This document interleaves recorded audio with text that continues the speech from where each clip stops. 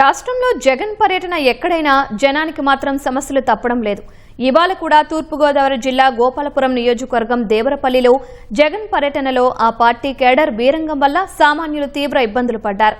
దేవరపల్లి ప్రధాన రహదారులపై ఆ పార్టీ కార్యకర్తలు బైక్పై అతివేగంతో ప్రమాదకరంగా డ్రైవింగ్ చేస్తూ స్థానికులను భయాందోళనకు గురిచేశారు. బైకులు వేగంగా నడుపుతూ అత్యుత్సాహం ప్రదర్శించారు. బైకుల సైలెన్సర్లు తొలగించి భారీ శబ్దాలు చేస్తూ కూడళ్లలో స్టంట్లు చేశారు. బైకుల శబ్దాల వల్ల స్థానికులు, దుకాణదారులు అసౌకర్యానికి గురయ్యారు.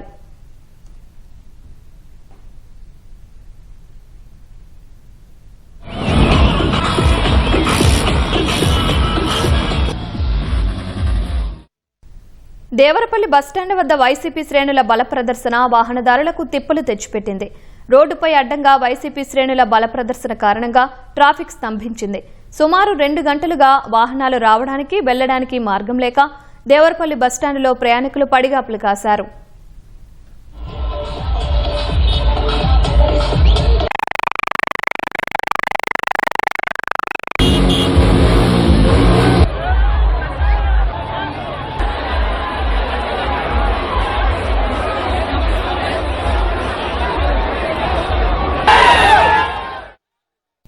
పొగాకు వేలం కేంద్రం వద్ద వైసీపీ శ్రేణులు రెచ్చిపోయారు.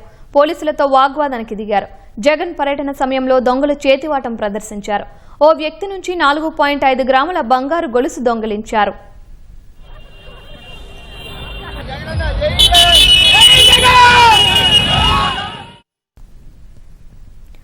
అంతకుముందు జగన్ హెలికాప్టర్లో దేవరపల్లి చేరుకోగానే కార్యకర్తలు హెలీప్యాడ్ వద్దకు ఒక్కసారిగా దూసుకుపోయారు.